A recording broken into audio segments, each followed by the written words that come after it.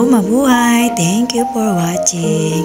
Dahil ito, nagkasakit na naman si Inday, kaya itong umaga pinilit na pagpawisan na yan, sumayaw-sayaw pa pagkagising sa umaga para mawala ang mga negative at toxic sa katawan. Ayan guys, gawin natin.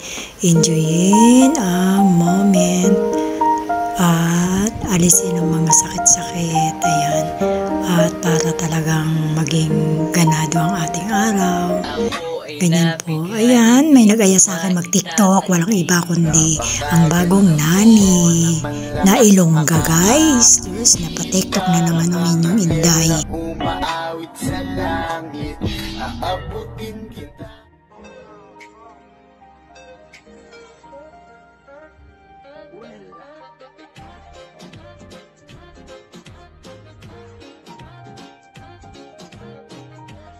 Pinatito mo'y mestiza na chinita, habang ako'y muli ng dalagang Pilipina. Tignan mo naman ako sa mga mata mo, huwag kang kumaripas ng takbo.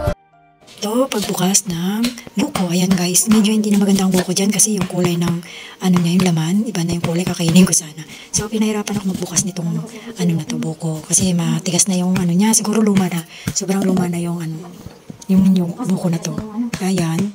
Ang tagal bago ko siya nabuksan guys. Tapos yung kulay ng sabaw, medyo ano na siya, brown. Pero i-serve ko yan guys sa anak ng amo ko kasi nagbe-breastfeed siya.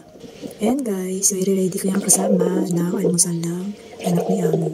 Ayan guys, so ayan, libani, parata, tsaka itlog lang nilaga. So ito naman ang aming ihain ngayong after hummus with meat. Yung meat siya na hinay. Ayan, at crispy bread.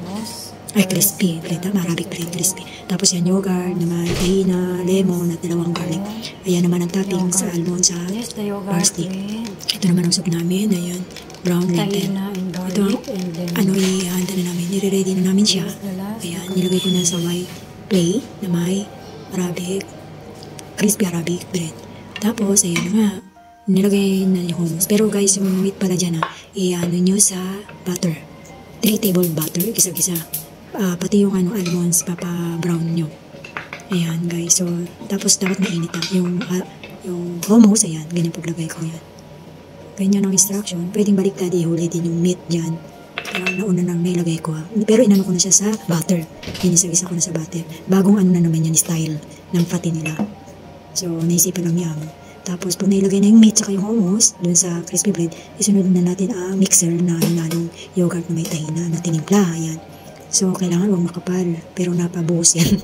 Kaya maraming yogurt. Pero sakto lang naman yan. May natira pa rin konti dyan.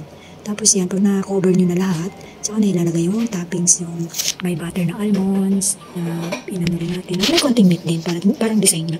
Tapos, at saka parsley na chop. Yan lang. Yan lang yung for today na bago na inano ko prepare, bagong ano na naman, style. So, ready to serve na. Thank you for watching. Ganyan lang po guys. Please subscribe and likes.